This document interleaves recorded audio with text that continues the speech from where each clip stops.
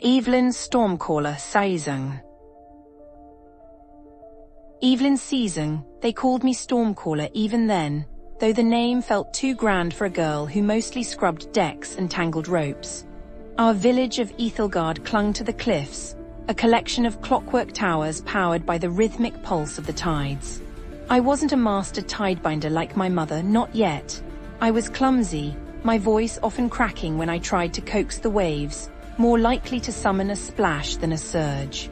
My days were filled with the scent of salt and oil, the whirring of gears, and the gentle, predictable rise and fall of the sea. It was a comfortable life, if a little ordinary.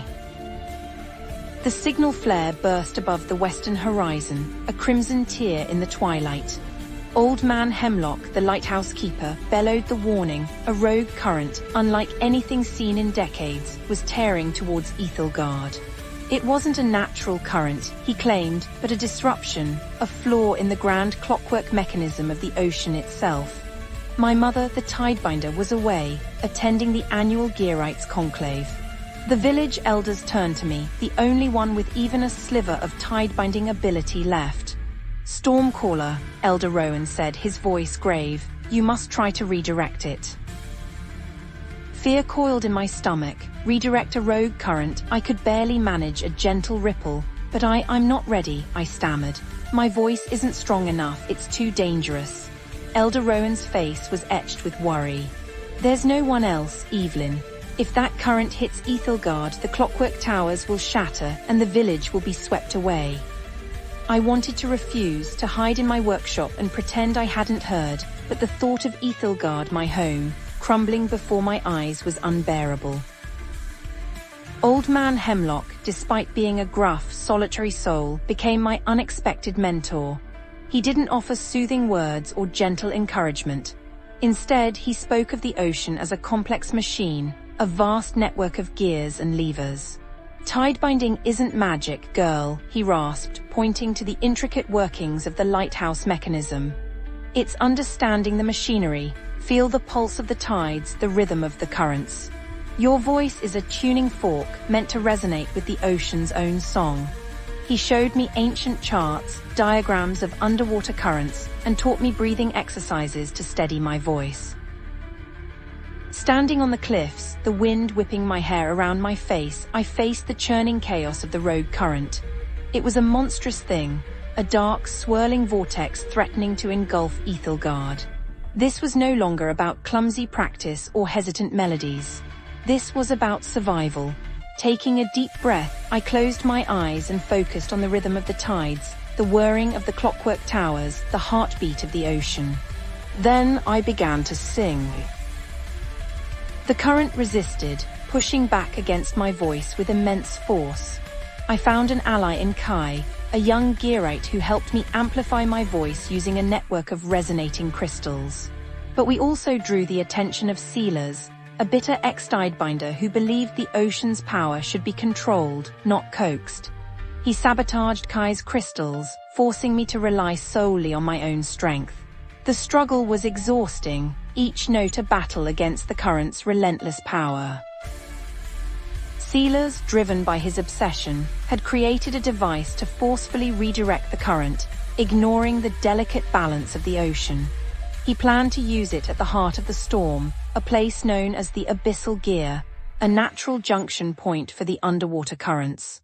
I knew if he succeeded, it wouldn't just save Ethelgard, it would disrupt the entire oceanic clockwork, potentially causing catastrophic consequences. Reaching the Abyssal Gear felt like diving into the ocean's very soul, the pressure immense, the darkness absolute. Sealers activated his device, a monstrous machine spewing chaotic energy into the current. The ocean roared in protest, the Abyssal Gear shuddering violently. I confronted him, not with force but with harmony. I sang a counter-melody, a song of balance and respect, resonating with the ocean's natural rhythm. It was a desperate struggle, Sealers' chaotic energy clashing with my harmonious song. Finally, with a surge of power, my voice overwhelmed his machine, shattering it into harmless fragments. The current, still turbulent, began to respond to my guidance. As Sealers' machine broke apart, a fragment of pure energy coalesced before me, the ocean's tuning fork, an ancient artifact said to amplify a tidebinder's voice 1,000-fold. It pulsed with the ocean's life force, radiating a soothing energy. This wasn't merely a tool, it was a recognition of my connection to the sea, a symbol of my growing power. Redirecting the rogue current had saved Ethelgard, but the disruption had created ripple effects. Smaller currents were now behaving erratically, threatening fishing routes and coastal settlements. The ocean's tuning fork, while powerful, was also unstable, amplifying not only my control but also my fatigue. I realized saving Ethelgard was only the first step. I had to restore balance to the entire oceanic system. The source of the disruption led me to the sunken regulator, a massive clockwork mechanism at the ocean's deepest point, responsible for maintaining the current stability. It had been damaged by a mysterious force, causing the rogue current and the widespread instability. Sealers, consumed by guilt and a twisted desire for redemption, appeared, intending to repair the regulator himself, but his methods were reckless and destructive. I had to stop him, not with force, but by demonstrating a true understanding of the ocean's delicate balance, a song that resonated with the regulator's very core. With the sunken regulator repaired and the rogue current fully redirected, I returned to Ethelgard no longer just Stormcaller in name. I had faced my fears, overcome my doubts, and embraced my power. The ocean's tuning fork, now a symbol of my connection to the sea, rested safely in my workshop. Ethelgard was safe, the oceanic clockwork restored, and I, Evelyn Seasong, was ready to continue my journey as a tidebinder, a guardian of the sea, and a master of its song.